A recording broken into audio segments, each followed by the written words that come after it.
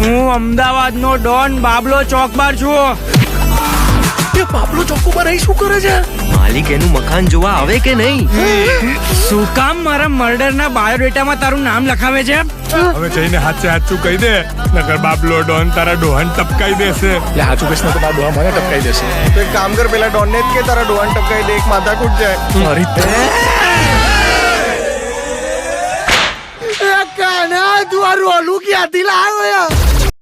આપણી સાથે જોડાઈ ગયા છે ફ્રેન્ડોમાં ટીમમાંથી જય સર. તો જય સર, થોડું તમે ઇન્ફોર્મેશન આપશો ફ્રેન્ડોની ફિલ્મ વિશે? શું છે ફિલ્મમાં? કોમેડી છે, થ્રિલ છે, શું છે?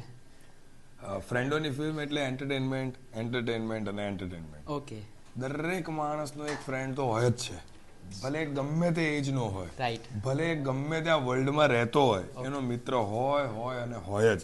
અને સો મારું એવું માનવું છે કે પરિવારના બધા જ સંબંધો કરતા પણ આગળ જો ગણાતો હોય ને તો એ છે મિત્ર, કારણ કે સુખ અને દુઃખ બંનેની વાતો એમની પાસે શેર કરી શકાતી હોય. 100% સાચી વાત છે. એવા જ આ 4 મિત્રોની એક વાત છે. એમાં એવું પણ બનતું જ હોય છે કોલેજમાં કે કોઈ એક ભાઈબંધ પ્રેમમાં પડે જ અને બીજા ભાઈબંધો એને મદદ કરે જ, ન કરવી હોય તો પણ કરે, ઘણી બધી મુસીબતોનો સામનો કરીને પણ કરે. એવી જ આમાં એક વાર્તા છે. અમારો એક ભાઈબંધ છે કાનો, ઓકે, અને એ કાનો પ્રેમમાં પડે છે, ઓકે, અને પછી એના ભાઈબંધો એને મદદ કરે છે. ન કરવી હોય તો પણ કરે છે અને કરવી હોય તો પણ કરે છે. સમજી ગયો. અને પછી આખું જે ચકડોળ ચાલે છે એના ઉપરની વાત છે. માત્ર મિત્રતા અને મિત્રતાની આખી વાત છે. અને સારા બંને ટાઈમમાં યુઝ થાય. 100% સાચી અને વાત એક છે. ભાઈબંધ પ્રેમમાં પડે એટલે બીજા બધા ભાઈબંધોએ સપોર્ટ કરવાનો જ હોય. એટલે એ જ રીતે આ બધા જ લોકો મને સપોર્ટ કરે છે અને બધા અલગ અલગ જગ્યાએ ફસાય છે, મારે ખાય છે, હસવામાં રોવામાં બધે જ સાથે રહે છે. પણ એક વાત કહીશ કે દરેક એજ ગ્રુપના ફ્રેન્ડો, કે સ્કૂલના કે કોલેજના કે મોટા લોકોના, બધા ફ્રેન્ડોને આ ફિલ્મ કનેક્ટ કરશે. સર, ક્યારે આવી રહી છે ફિલ્મ?